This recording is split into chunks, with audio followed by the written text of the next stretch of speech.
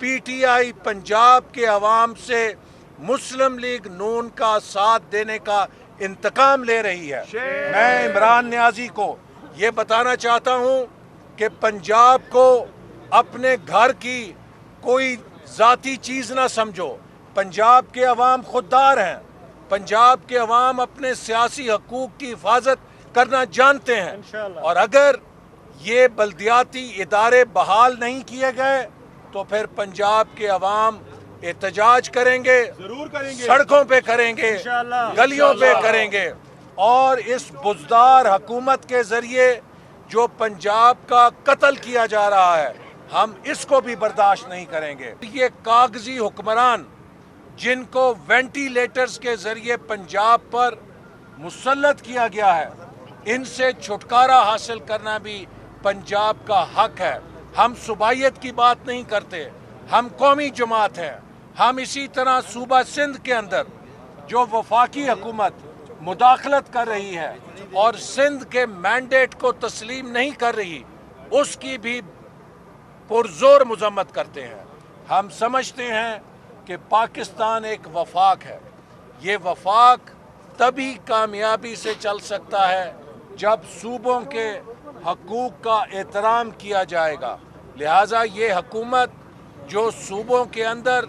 عوام کے مینڈیٹ کو بلڈوز کر رہی ہے، اس سے پاکستان کے وفاق کی بنیادیں کمزور ہو رہی ہیں۔ میں دوبارہ chief justice supreme court Asif Khosa صاحب سے اپیل کروں گا کہ یہ ادارے آپ کے حکم کے تحت بنے تھے۔ سپریم کورٹ کا یہ فرض ہے کہ وہ ان اداروں کے تسلسل اور ان کی بقا کی ضمانت فراہم کرے، جبکہ یہ حکومت ڈکٹیٹرشپ کے ذریعے، فیشسٹ اپنے ایجنڈے کے ذریعے اور غیر جمہوری طرز عمل سے ان اداروں کا سر قلم کر رہی ہے، ان اداروں کو برطرف کر چکی ہے۔ 7 مہینوں سے یہ تمام چیئرمین حضرات یہ پرامن طریقے سے یہ عدالت کا دروازہ کھٹکھٹائے ہوئے ہیں، یہ لاہور ہائی کورٹ میں بار بار پیشیوں پہ گئے ہیں، وہاں پہ الیکشن کمیشن نے بھی اعتراف کیا کہ جو قانون پنجاب حکومت نے ان اداروں کو برطرف کرنے کے لیے پاس کیا ہے وہ عجلت میں پاس کیا گیا ہے، اس کے اندر نقائص ہیں، وہ غیر قانونی ہے، وہ غیر جمہوری ہے، لیکن اس کے باوجود 7 مہینے ہو گئے ہیں ان بلدیاتی اداروں کے نمائندوں کو انصاف نہیں ملا۔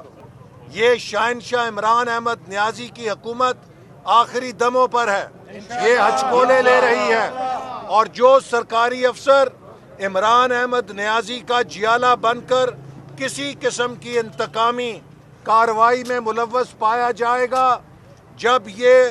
عوام دشمن حکومت رخصت ہوگی تو ان مجرموں کے ساتھ ان افسروں کو بھی کٹہروں میں کھڑا کیا جائے گا جو انتقامی ایجنڈے کے اوپر اور انتقامی ہتھ کنڈوں پر عمل کرتے رہے۔ لہٰذا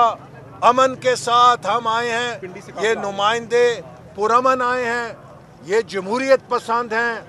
ان کے راستوں میں رکاوٹیں نہ ڈالیں اور کوئی ایسا قدم نہ اٹھائیں کہ جس سے پرامن ماحول خراب ہو۔